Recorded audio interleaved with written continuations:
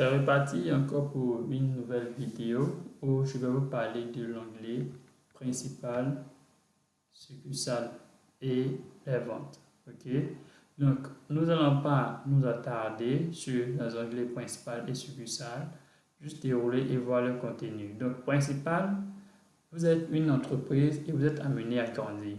Ok, donc peut-être que pour l'instant vous avez seulement votre seule boîte qui gère toutes les activités, mais dans l'avenir, vous aurez des filiales, vous aurez des annexes, vous aurez des succursales. Okay? Et ces succursales-là, vous aurez toujours la possibilité de gérer en temps réel leur activité, leur stock, leur clientèle à partir du seul et même logiciel Menea que nous vous donnons à la première fois que vous souscrivez à notre service. Okay? Donc, nous allons pour l'instant nous passer de ces deux onglets principal et succursale qui traitent vraiment de tout ce qui est en rapport avec les succursales et le ravitaillement des succursales. Okay? Donc, nous allons pour l'instant sauter ces deux onglets pour y revenir dans une prochaine vidéo. Okay? Donc, nous continuons directement vers l'onglet gestion des ventes. Alors, tout à l'heure, nous avons fait un arrivage. Donc, nous avons des produits actuellement en stock. C'est bon? Nous avons des produits en stock et donc nous pouvons vendre. Donc, déjà, en cliquant sur l'onglet gestion des ventes, je vois ici vente, je vois mes ventes, je vois mon stock. Donc, allons-y voir d'abord notre stock avant de penser à vendre quoi que ce soit. Donc, dans le stock, on me dit ici que quoi? J'ai 10 tubes, 200 Go, j'en ai 10 en quantité, le prix unité que j'ai spécifié et le prix net avec la devise que j'ai spécifiée. Okay? Et c'est valable pour les autres. Si je vois que le 10 du est en orange, donc vous aurez trois colorations syntaxiques au niveau de votre stock. Il y aura des produits en orange, des produits en rouge et des produits en noir. Okay? Tous les produits qui sont de couleur qui sont en orange ou en rouge indiquent dès lors un taux de quantité insuffisant. Okay?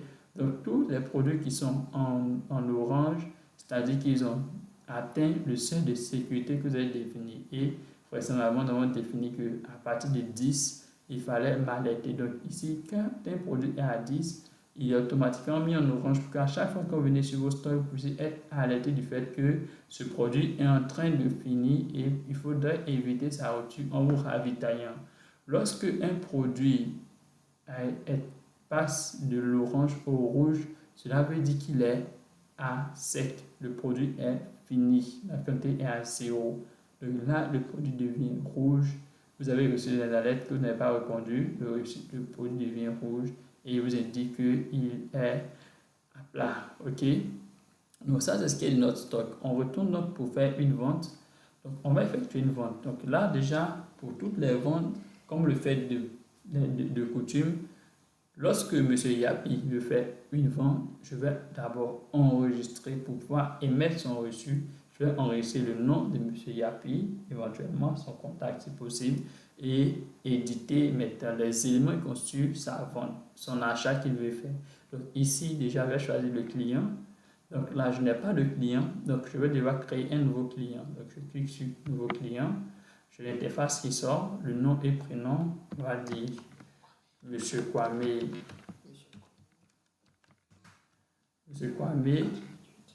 Convenant,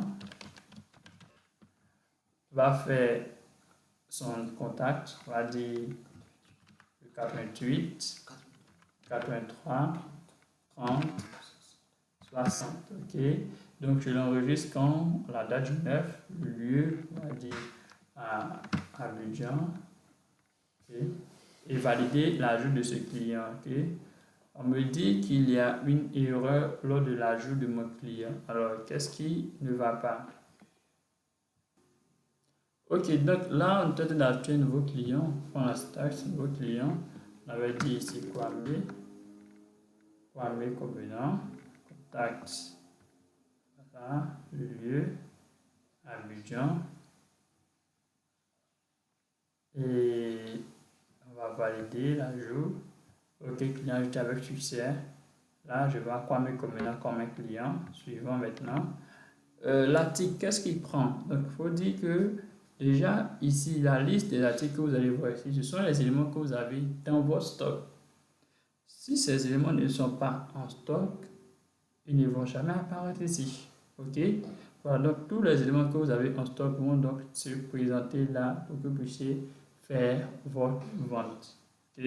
Donc, lorsque nous avons fait l'arrivage, les éléments que nous avons donnés à notre entreprise, ce sont ceux-là qui sont présents ici. Ne confondez pas avec la liste totale des produits que nous avons créés. C'est différent.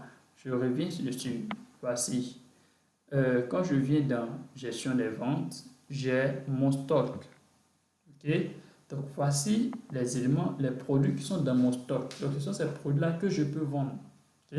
Ce qui est différent de la liste totale des produits que j'ai enregistrés dans mon application.